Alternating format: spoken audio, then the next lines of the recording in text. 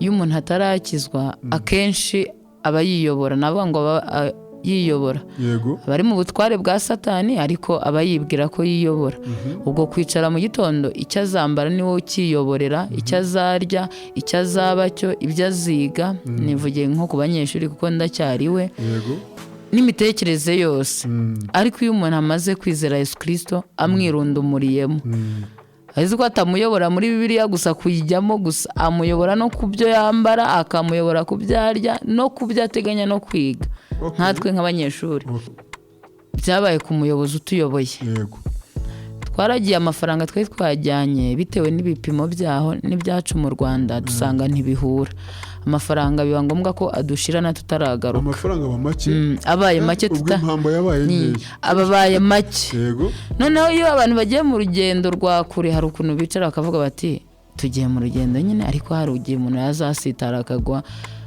nko kwipantaro ihendutse akayigura umuyobozi twari twajyanye amafaranga yaradushiranye yari yajyanye amafaranga navuga atari make yo guhahira famiye umuryango ayo mafaranga yose ndi mu bantu babizi neza kuko yarabimbwiye bitewe nyine n'ibyo twari turi kuganira yafashe amafaranga arenga 150 yose ahita ayashyira muri icyo kibazo duhuye nacyo tutarajya ku ruhande ngo dushakisha ndi mpita mvuga nti burya nuko kuyobora bimera aho gusengera buyoboye usanga ari byo biri imbere ndetse kurusha ibindi aho kuba umugaragu wawe uyoboye usanga ari byo biraza gukora aho hantu aho kuba usabwa kubuzi abo uyoboye no kumenya ibyo bahura nabyo mu buzima bwa buri munsi ari cyo kiri buze gukenerwa nk'umuyobozi rero ikintu cya mbere namenye ni uko kuyobora ntibirangirira hahandi uba wicaye muri biro baguhaye wenda agenda y'ibyo uzakora gusa wenda nk'abahembwa ukaba warebye nyine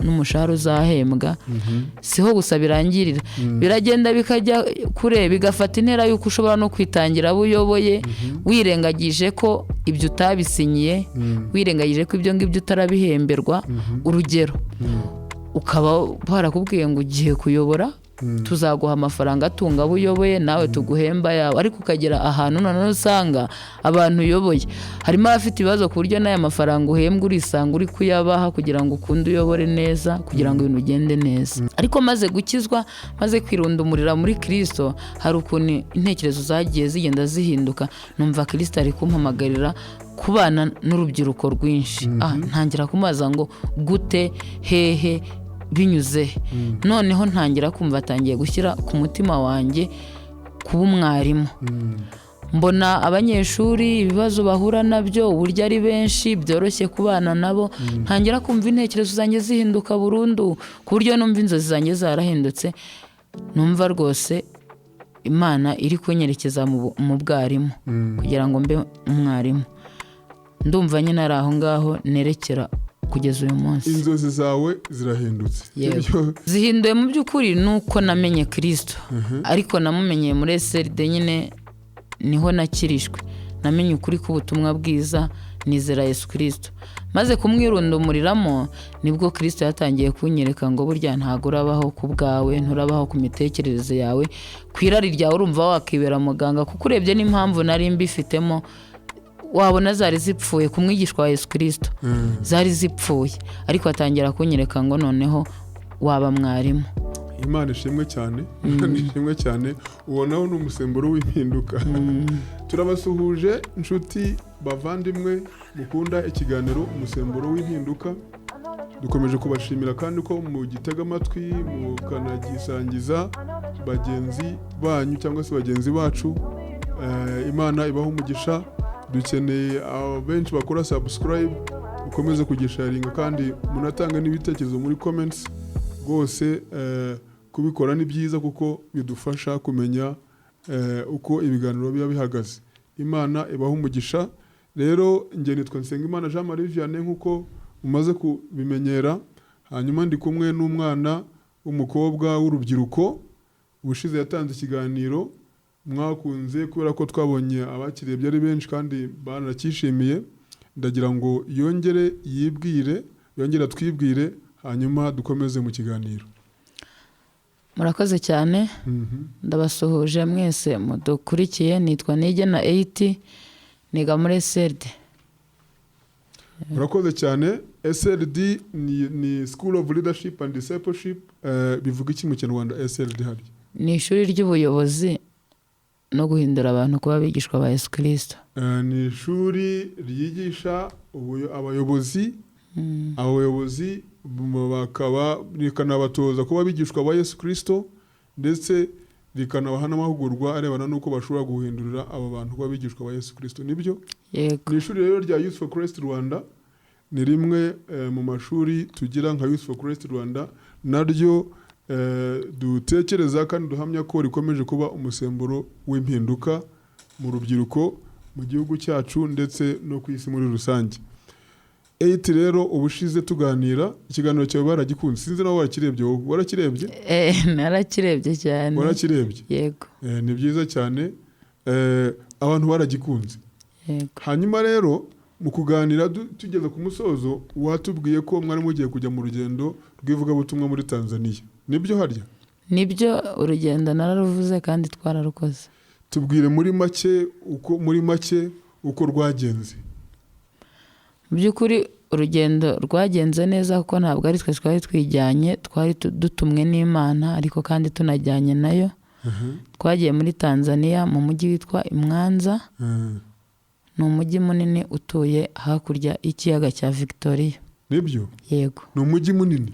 Ni umujyi munini cyane kuko sinahapimye, gusa batubwiye ko uruta ubuso bw'u Rwanda. Umujyi wa Mwanza gusa. Okay, urumva ko ari munini ko. Urugendo rwagenze neza. Twahagurutse saa 9 z'ijoro ryo kuwa gatandatu. Birumvikana ni mu gitondo cyo ku Cyumweru. Turagenda tugera ku mupaka bukeye, badusaka ibyangombwa bigenda neza, nta wahasigaye. Turagenda umunsi wose, twagiye n'imodoka. Tugeze ku cyambo dusanga amato ni make kandi hari imizigo myinshi cyane ikeneye kwambutswa nyine ikiyaga. Twebwe duhitamo kunyura ku nzira itari yo mu mazi, ku kiraro. Yego, ku kiraro cya Victoria. Ikiraro kiri hejuru y'amazi. Twanyuze ku kiraro, ntabwo twanyuze mu bwato. Turambuka turakomeza turagenda, butwiriraho twagezeho mu masaa 2 z'ijoro. Urumva twahagurutse saa 9 hano i Kigali. Yego. Aha, rwa rugendo nirwo rugendo rurerure rwa mbere wari ukoze cyangwa hari urundi wakoze mbere? Nirwo rwa mbere nari nkoze rurerure cyane. Yego. Byiza cyane, Imana ishimwe ko yabarinze, sibyo? Barinda mwahagurutse hano i Kigali nijoro saa 9, muragenda mugera ku mupaka, ibyangombwa murabikiriyaringa byose, hanyuma murakomeza n'imodoka. Imana ishimwe ko yabarinze, sibyo? Amen. Kuko n'urugendo nyine ruba rutoroshye kandi n'urugendo rwa mbere rurerure wari ukoze. Ibyo rero Imana ishimwe cyane. Ubu rero ndakubaza nk'umuyobozi, sibyo, umuntu wize muri School of Leadership, hanyuma nkunongere nkubaze nk'umwigishwa wa Yesu, ariko noneho ufite n'inshingano yo guhindurira abantu kuba abigishwa ba Yesu, sibyo? Yego. Ruriya rugendo n'iki rwakunguye nk'umuntu w'umuyobozi, sibyo? N'iki wungutse nk'umusaruro wo kujya muri ruriya rugendo rw'ivugabutumwa muri Tanzania? Murakoze cyane. Urugendo rwo kujya muri Tanzania mu ivugabutumwa, njyewe ku giti cyanjye nk'umuyobozi, rwanyigishije ibintu byinshi bitandukanye. Nari nzi ubwoko bwinshi umuntu ashobora gukoresha cyangwa inzira nyinshi yakoresha aba umuyobozi. Nk'iriya wenda umuntu ayobora yingingira, intercession, kwingingira abo uyoboye Imana. Yego, kubasengera. Hari uko babera nk'umushumba. Umushumba nta kindi akora usibye kumenya intama ze, akaziragira zigiye imbere. Hanyuma hari n'ibindi wenda servant leadership, kuba wayobora ariko wemera kuba umugaragu wabo uyoboye. Yego. Iteka ryose nahoraga nibaza ngo ni ubuhe buryo bwiza, hari n'ubundi bwinshi. Nahoraga nibaza ni ubuhe buryo bwiza nakoresha nk'umuyobozi w'uyu munsi ariko n'ahazaza. Nakoresha kugira ngo nyobore neza mu buryo Imana ibyifuzamo. Ikintu cya mbere byanyigishije ngeze muri Tanzania, nabonye ko ntabwo inzira imwe y'ubuyobozi ihagije. Hari aho ugera nyine zose bigasaba ko zose uzikoresha bitewe n'igihe ugezemo. Aho gusengera abo uyoboye Yego. usanga ari byo biri imbere ndetse kurusha ibindi. Aho kuba umugaragu wawe uyoboye usanga ari byo biraza gukora aho hantu. Aho kuba usabwa kubuzi abo uyoboye no kumenya ibyo bahura nabyo mu buzima bwa buri munsi aricyo kiri buze gukenerwa. Nk'umuyobozi rero ikintu cya mbere namenye ni uko kuyobora ntibirangirira hahandi uba wicaye muri biro baguhaye wenda ajenda y'ibyo uzakora gusa, wenda nk'abahembwa ukaba warebye nyine n'umushahara uzahembwa. Siho gusa birangirira, biragenda bikajya kure, bigafata intera y'uko ushobora no kwitangira abo uyoboye wirengagije ko ibyo utabisinyiye, wirengagije ko ibyo ngibyo utarabihemberwa. Urugero, ukaba barakubwiye ngo ugiye kuyobora, tuzaguha amafaranga atunga abo uyoboye nawe tuguhemba yawe, ariko ukagera ahantu noneho usanga abantu uyoboye harimo abafite ibibazo ku buryo n'aya mafaranga uhembwa urisanga uri kuyabaha kugira ngo ukunde uyobore neza, kugira ngo ibintu bigende neza. Ikindi ugasanga ntibirarangira aho gusa, usibye n'inkoni y'ubutware wahawe ugasanga iyawe hari aho itagera bitewe n'uko ireshya. Ukwiye kwinginga Imana kugira ngo igufashirize abantu uyoboye. Mu yandi magambo, niba numvisemo ibintu bitatu wenda uramfasha kubyumva neza. Icya mbere no kwisengera nk'umuyobozi, sibyo? Kubera ko inkoni yawe cyangwa se ubutware bwawe ntabwo buhagije kugira ngo ubashe kuyobora abo uyobora. Icya kabiri no gusengera abo uyoboye, ariko no kubitangira utitaye ngo wasinyiye ibi. Ese watubwira ahantu nibura bo habonetsemo ubwitange kuri side y'umuyobozi? Simbizi ahantu habonetsemo ubuyobozi mbese specific mvuge n'amazina cyangwa ndatanga urugero? Watanga nk'urugero rw'akantu ugiye kanange nk'urugero byabaye ku muyobozi utuyoboye. Yego. Twaragiye amafaranga twari twajyanye bitewe n'ibipimo byaho n'ibyacu mu Rwanda dusanga ntibihura. Amafaranga biba ngombwa ko adushirana tutaragaruka. Amafaranga make abaye make impamba yabaye nkeya, ababaye make. Yego. Noneho iyo abantu bagiye mu rugendo rwa kure hari ukuntu bicara bakavuga bati tugiye mu rugendo nyine, ariko hari ugiye umuntu yazasitara akagwa nko ku ipantaro ihendutse akayigura. Umuyobozi twari twajyanye amafaranga yaradushiranye, yari yajyanye amafaranga navuga atari make yo guhahira famiye, umuryango. Ayo mafaranga yose ndi mu bantu babizi neza kuko yarabimbwiye bitewe nyine n'ibyo twari turi kuganira. Yafashe amafaranga arenga 150 yose ahita ayashyira muri icyo kibazo duhuye nacyo, tutarajya ku ruhande ngo dushakisha andi. Mpita mvuga nti burya nuko kuyobora bimera. Birangora no kubyumva, ndabane ntibirangirira ku kuba warasinye, kuko ibyo yasinyiye yari yabikoze, yaratujyanye amafaranga baduhaye nitwe twayariye. Ibyo yasinyiye yari yabirangije, ariko birangira aho yigomwa n'ayo mapantaro yari kugura, yigomwa n'izo nkweto yari kugura, akoresha amafaranga ye ku nyungu zacu. Cyaranyigishije gisigara no mu mutima wanjye. Imana ishimwe cyane. Mu yandi magambo, nk'umuyobozi wowe ku bwawe ubize ko ijya mbere agomba kwisengera, kandi ibyo birumvikana, sibyo? Icya kabiri gusengera abo abayoboye. Icya gatatu gikomeye cyane kubitangira. Utanze urugero rwiza, sibyo? Rero Imana ishimwe cyane. Ibyo nibyo wungutse nk'umuyobozi wize muri school of leadership, noneho ufite n'inshingano zo kuba wiyobora no kuyobora n'abandi cyane cyane, sibyo? Noneho tugere ku ngingo yo kuba umwigishwa wa Yesu. N'iki wungutse nk'umwigishwa wa Yesu utari kunguka iyo utajya muri iriya mission trip? Yego. Ikintu ntari kunguka iyo najya muri iriya mission trip, hari inzandiko nyinshi z'intumwa Pawulo nasomaga nkabona ari kuvuga ukuntu yemeye kubabazwa kubw'umubiri wa Kristo, nyuma yuko Kristo ababajwe kubwe.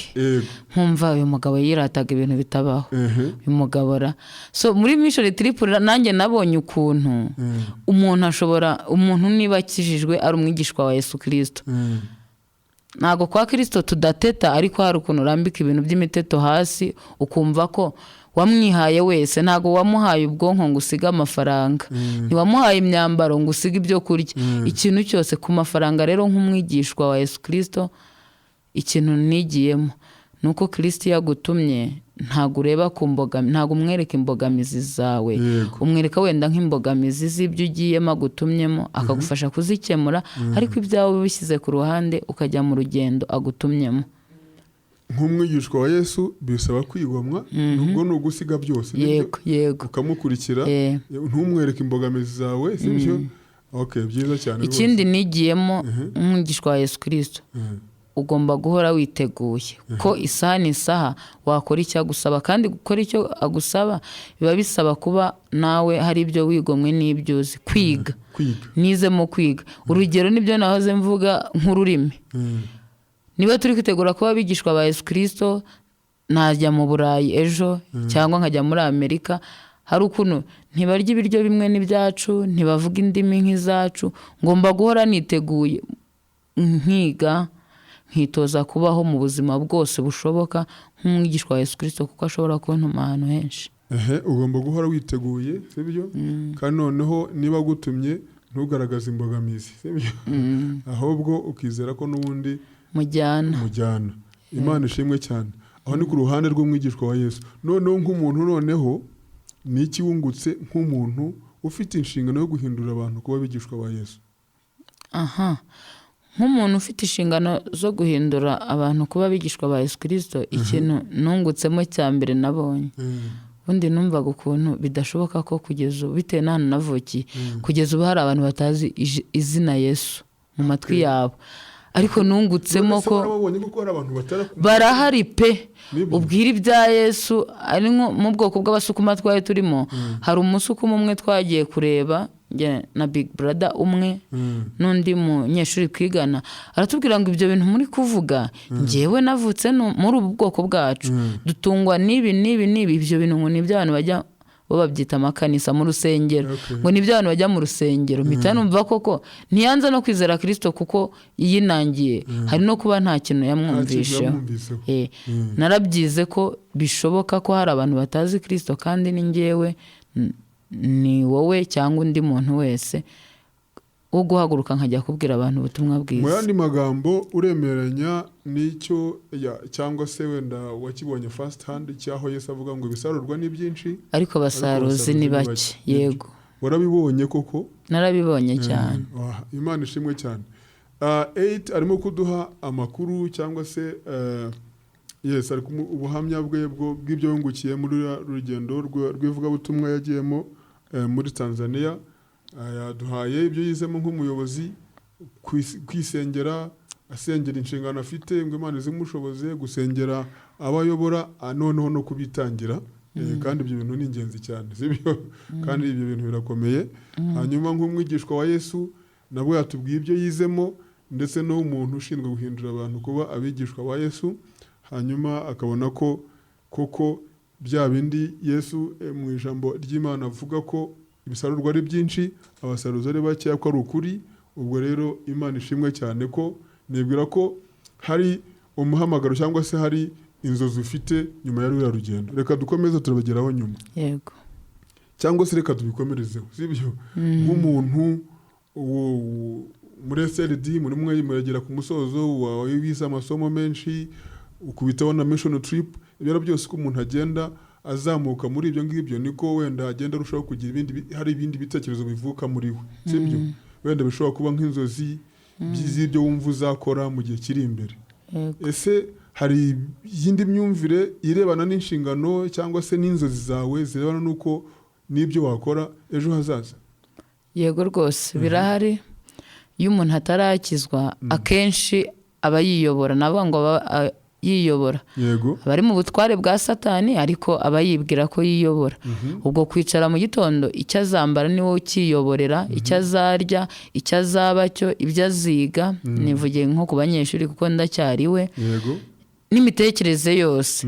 ariko iyo umuntu amaze kwizera Yesu Kristo amwirundumuriyemo azi ko atamuyobora muri Bibiliya gusa kuyijyamo gusa amuyobora no kubyo yambara akamuyobora kubyarya no kubyo ateganya no kwiga nkatwe nk'abanyeshuri ubundi nkiri umwana ubanza ntaranasobanukirwa iby'amasomo nari mfite inzozi zo kuzaba muganga ku buryo numvaga nta kintu cyakwitambika kuba muganga kuri 8 ndinda ndangiza segonderi numva inzozi zanjye ari ukuba muganga nubwo hari aho byageraga bikanga nkabona n'amasomo arananiye nkavuga nti biranze ariko nkakomeza mfite ya motivation yo kumva bibaye byiza naba muganga ariko maze gukizwa, maze kwirundumurira muri Kristo, hari ukuntu intekerezo zagiye zigenda zihinduka, numva Kristo ari kumpamagarira kubana n'urubyiruko rwinshi.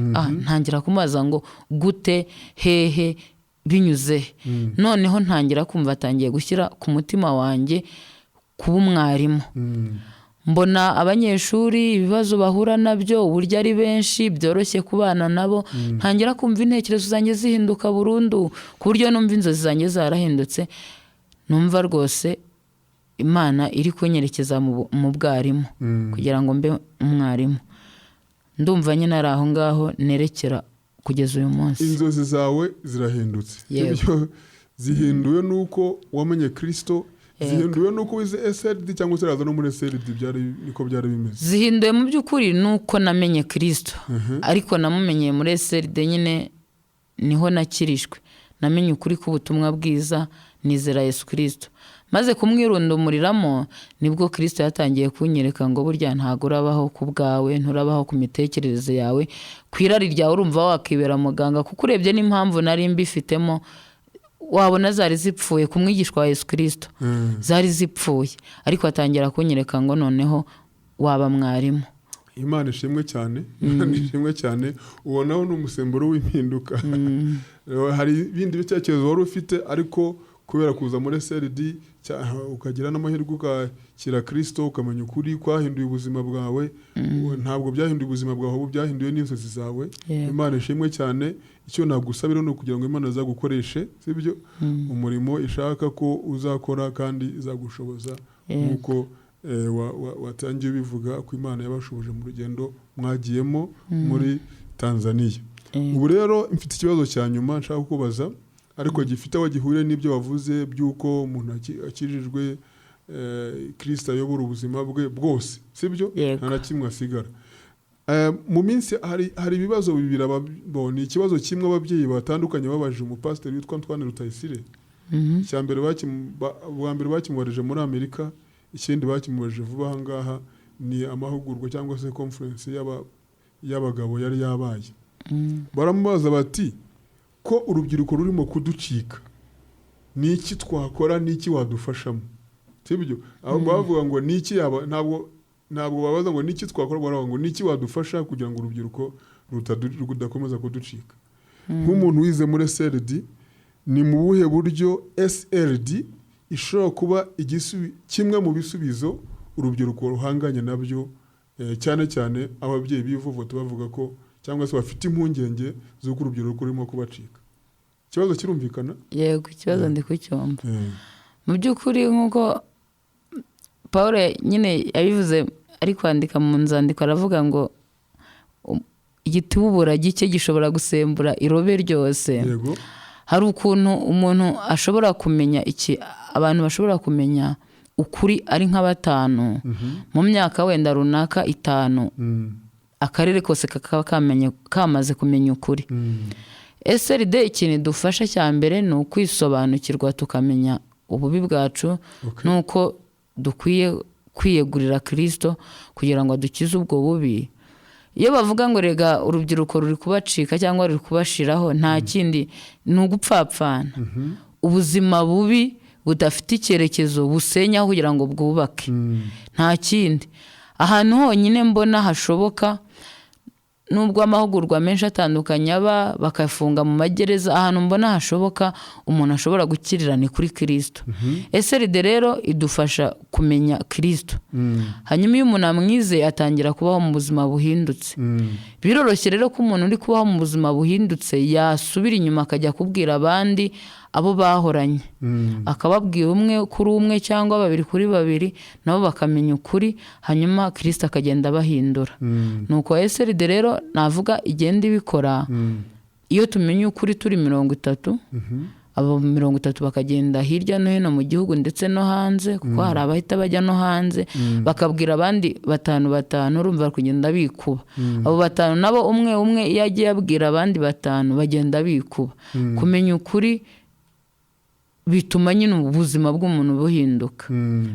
Naho kuko urabona n'ubundi nari amagereza bafungiramo, ni kwa kundi kwambuza ukongera, kuko n'ubundi gereza ntihindura umuntu wenda iramukumira ariko iyo amenye ukuri kuzuye biramufasha nyine guhinduka. SLD rero nicyo kintu idufasha kandi igafasha n'abatahaje kuko tubageraho twe twahanyuze. Ni ukuvuga ngo SLD ifasha urubyiruko kwisobanukirwa, rugasobanukirwa ko ari abanyabyaha, niba numvise neza, bamara gusobanukirwa ibyo ngibyo bagahinduka nyine ijambo ry'Imana rikabibacengera bakaba ubuzima buhindutse, hanyuma bigatuma bahindura n'abandi, niba numvise neza. So urakoze cyane, Imana iguha umugisha. Mbona reka kukubaza ngo uremeranya n'ababyeyi bavuga ko urubyiruko rugiye kubacika, ariko nibwira ko nabo byemera urubyiruko ahubwo rurashize batirundumurira muri Kristo barashira kuko nta handi bashobora guhindukira. Nta handi bashobora guhindukira, ni muri Kristo bahindukira. Yari umuntu wateye urwenya ngo iyo ubatije mu mazi menshi umunyabyaha ikintu umukoreye ni ukuzamuka amara umunyabyaha utose. Nibyo. Nari amagereza bafungiramo abantu, ikintu baba bakoreye ni ukugenda ugafunga umunyabyaha akakomeza akinangirira muri gereza akazagaruka noneho agakuramo isheke y'ibyo atakoreye muri gereza. Mu yandi magambo SLD yo yafasha nibura yakumira bizira kese z'abantu bajyana muri za gereza z'urubyiruko rujya muri za gereza bitewe n'ibibazo rwanda. N'amagereza arabafasha rwose akabigisha akabatoza, ariko umutima w'icyaha niwo uba ukibarimo. Bakwiye kumenya Kristo aho ari hose bamumenyera, byaba byiza kurushaho. Ni iki wabwira umuntu wumvise bwa mbere SLD?